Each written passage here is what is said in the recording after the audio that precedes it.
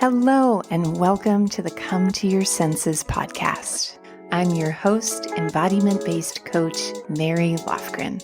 Here, we explore how to live bravely and beautifully through a lifestyle of embodiment.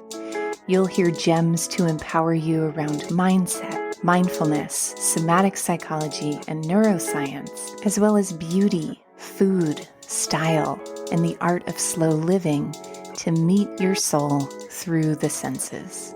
I am so happy that you're here. Let's begin.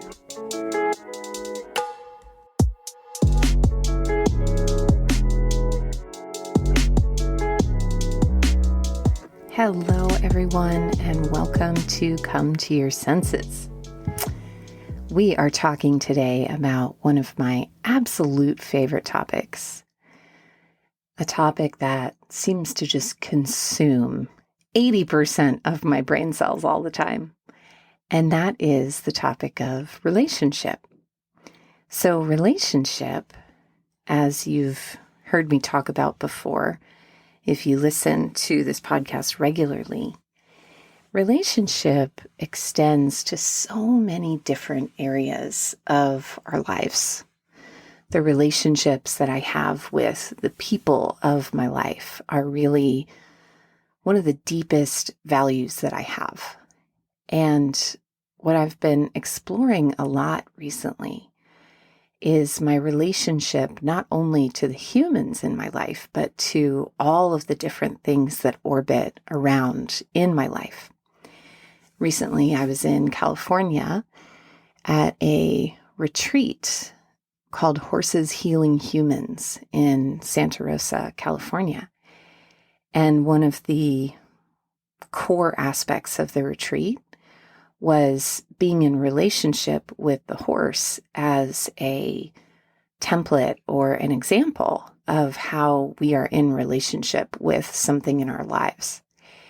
And I had a really moving, really life-altering experience with a horse named Luna on that topic. And since I've gotten back, it's really deepened the way I connect with and am in relationship with everything in my life. And so I'm excited to share a few gems with you about that today. P.S. Speaking of California, I recently sent an email to about 20 friends and called it Team California, because I have a deep desire to go out to California, Northern California specifically, the Bay Area, and stay there for a month or a couple of months this summer. So I am putting it out on my podcast because it is my lived experience that when we have a deep desire, we must scatter our seeds wide. So if you live in Northern California and you have a pool house and you want Mary Lofgren to come and rent your pool house for a month or two, or you know someone, I'm just putting it out there, and send me an email at hello@schoolofsensualliving.com. Or if you just love the Bay Area and you want to give me your tips, your know-how, I am here for it. And so with that, let us now dive in to our gems. We're going to take a brief intermission because there's something I'm so excited to tell you about. And it starts with a question. Do you ever wish you could have an interpreter for the messages of your body? Someone to help you discern the voice of impulse from the true callings of your intuition? Do you crave more flow, more richness, more meaning, and more relaxed magnetism in your everyday? If you love what you hear on this podcast, I want to invite you to be bold and to imagine the possibilities of having a fully supported coaching container with yours truly.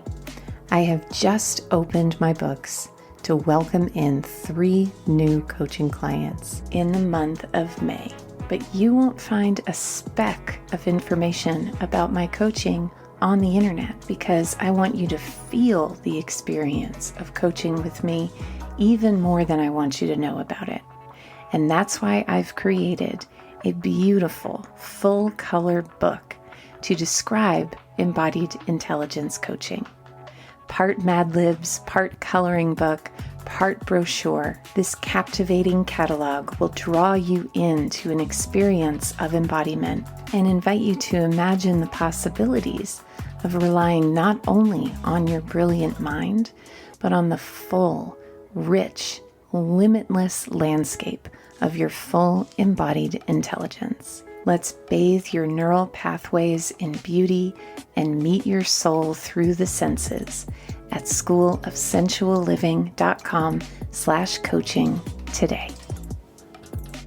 So where we're going to begin with our gems is where I often like to begin, which is using the art of etymology to have a deeper understanding and lay a clearer context of what we are holding up to the light today.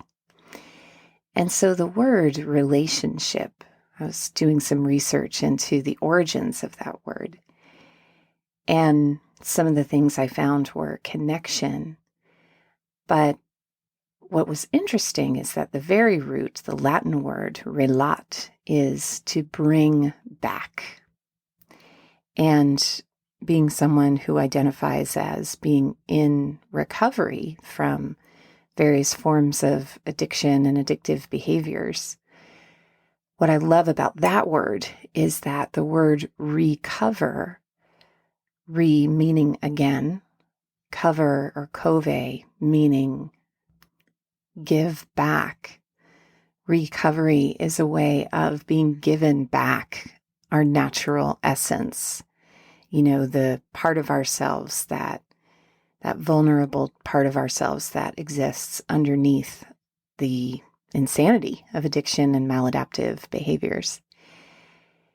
And so how I relate that to the word relationship and this origin of being brought back. I remember when I did my Koya teacher training, and Koya is a movement method that I've been certified in for a very long time and was just instrumental in the creation of my work. And one of the essences of Koya is that through movement, we remember. And I love that because so many times in a Koya class, I am given just glaring lightning bolt from the heavens insights and revelations. And sometimes I feel the impulse to run over to my journal. In fact, I've done this in class a million times. Run over to my journal and take notes and write things down. But what I love about through movement we remember is that if I'm remembering something, it's not something I have to chase down. It's already mine. It's already within me. And so this etymology and this root word of being brought back, it lands in my body as being brought back to that truth of interconnectedness. And so we're going to talk today about all of the different ways that you can practice the art of deepening your relationships with people, places, things. And so we're going to start today with things. So the first gem is deepening your relationship by growing more intimate with your items. Recently, I purchased an oracle deck, and it was actually the oracle deck that we used when I was at the equine guided education retreat. And it arrived in the mail, and it was such a sacred experience using that oracle deck at the retreat. And normally when I purchase an oracle deck, I just rip it open and pull a card, and I'm like, what you got? And this time, because I had learned so much about being in relationship too at the retreat, I slowly opened the package when I had the room and the space to encounter it fully. And I sat with it and I stroked the spine of the cards and I shuffled them and I knocked them a little bit. That's like a energetic clearing method, is to use your fist to knock a few times on the deck. And then I just held my heart to it and I just said, I'm so happy to meet you. and you are so welcome here. And I'm so looking forward to our relationship. And before even asking anything of it, I took it out onto my deck and laid it out in a fan shape. And I just let it have a moon bath, a bath under the full moon to give it some energetic respite and some time to adjust and be in this new environment. And I have to say that whenever I use that deck, there is such a deep sense of reverence that I have when I'm pulling a card. I know that it's a special deck. I don't use it with clients. And I also get not just messages that I could read into, but like literal messages. Like, I can't think of an example off the top of my head, but literally like the words of my question are in the words of the title of the card. And I'm gazing right now at a dress that was gifted to me by my good friend Lori Sutherland. That was a vintage, it's this unbelievably gorgeous red patterned 1970s dress that has like kind of a bodycon effect. It's a long dress on the underside. And then there's this gorgeous sheer chiffon layer with the same pattern printed on the front and back and overlaid. So you can just, it's like kind of like a bat wing caftan where you can glide around the room and you can throw the chiffon over your shoulder. It is like so delectable. And that is another item that I am in relationship to, where washing or mending or admiring that piece. Or the other day I lent it to a friend. We were doing some just playtime photo shoots on my porch, and I gave it to a friend to put on. And you know what we talk about here, and whenever I do a survey, the feedback that I get from you, my beloved listeners, is that this podcast inspires simple rituals as a way of being in the present moment in your body. And so a way that you might practice this in your own life is to, the next time you bring something new into your home, to practice being in relationship to it. Maybe giving it a welcome, maybe giving it a dust off or some kind of ritual. If it's like a plant or whatever, you know, I'm less confident in this gem than I am in the others, because I think a few months ago or weeks ago, before I went on this retreat, I would think that what I'm saying right now is eye-rollingly esoteric. But there's so much satisfaction to be had in savoring interconnectedness through this deepening of relationships with the items in your life. The next gem is actually a game. And this is a game that I made up to play on dates when I was writhing and dying in the cesspool of small talk that dates sometimes require. And this is a question game that's designed to build intimacy in a couple of ways. So the way the game works is that you each ask 3 questions, and they can be any questions that you want, as deep and exposing or as shallow as you desire. And every question that you ask, you also have to answer. So I'll ask a question, the person answers, I answer the question myself, and then we switch and we each ask 3 questions each. And this has changed my life so dramatically, because when you're on a date, when you're out with a friend, whatever, asking each other questions is what we do. But having a little bit of a format and a little bit of container around it, and the provocation of asking someone to think of a question instead of just letting one naturally arise, can be so, so deepening to one's experience of intimacy and richness in the dynamic. And coaching has really shown me the art of asking clever questions. That's really all that coaching is sitting in an embodied state with a client and following their stream of consciousness and asking curious questions along the way that move that stream of consciousness forward and direct it to the places where the client wants to grow and wants to flourish and expand. And I share that because I think one of the most valuable yet free things we can gift one another is the quality of attention of our questions. My friend Kasia Urbaniak was recently on Russell Brand's podcast, and I was listening to it. And Kasia, her work is a place called the Academy, where she uses her experience as a professional dominatrix to teach women about power.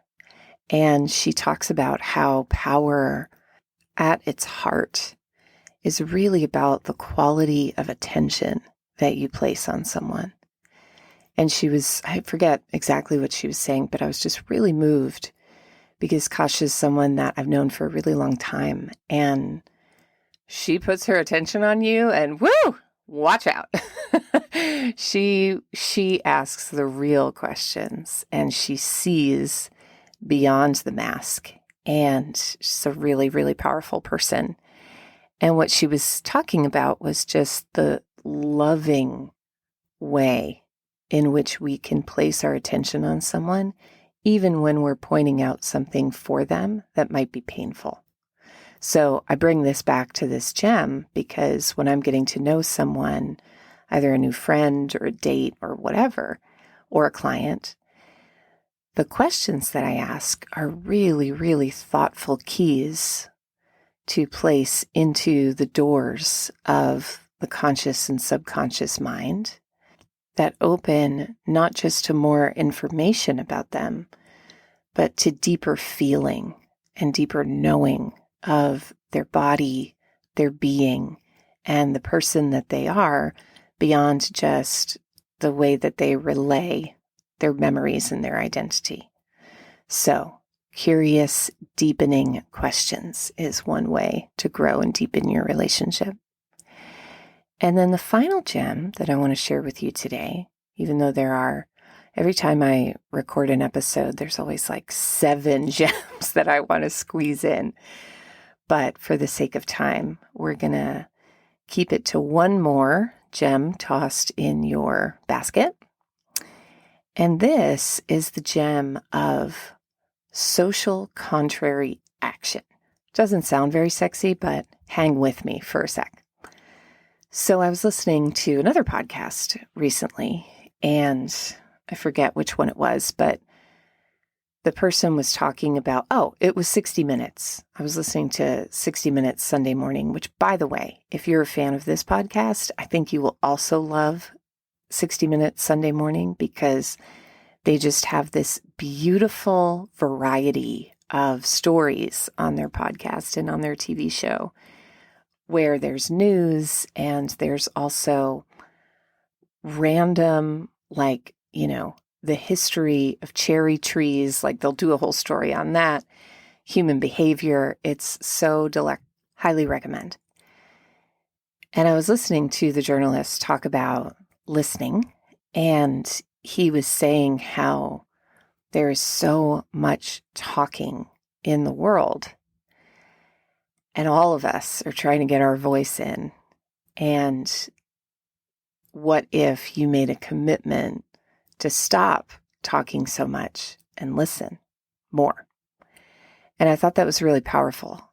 And I loved the invitation in my friendships to, that running narrative that wants to get the words in and wants to share my own experience along with their experience, like to just relax that and really truly listen. It's a contrary action to that part of me that needs to get my words in, needs to be heard. But I was also thinking about many of you who are my clients and my listeners for whom your impulse might be to not speak in social situations and to feel like your voice doesn't matter. And in that situation, I experienced that also. It's a spectrum. It's not one or the other. And so a contrary action in that circumstance might be challenging yourself to share something that rides that edge of vulnerability. And one of the ways that I like to switch, this is something that you can try too. I like to switch from that mental, logical processing part of my mind that's just kind of barking out information and experiences, is I will quite literally drop into my heart and let my heart tell the story.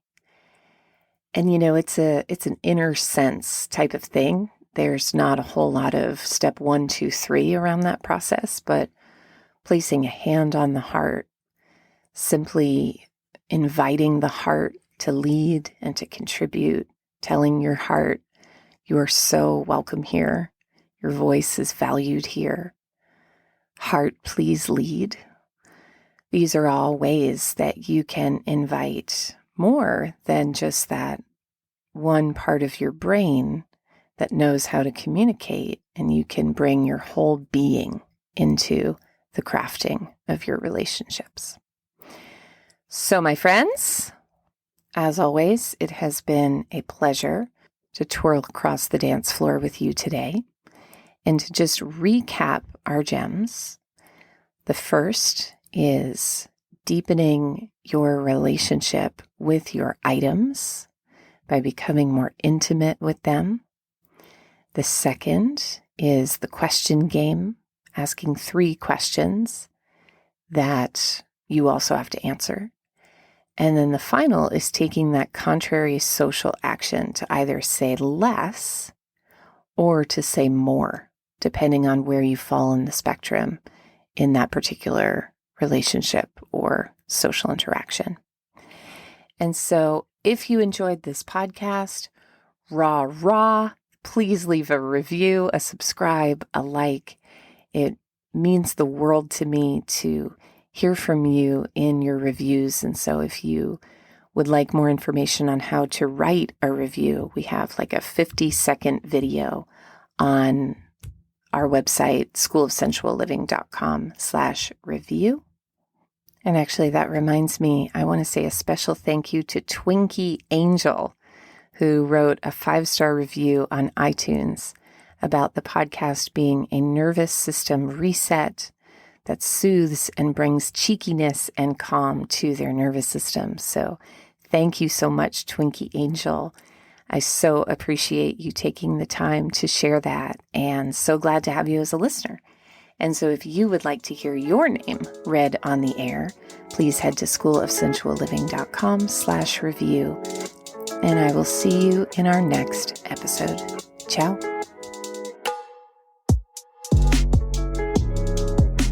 For coaching, classes, and community in creating a lifestyle of embodiment, head to schoolofsensualliving.com.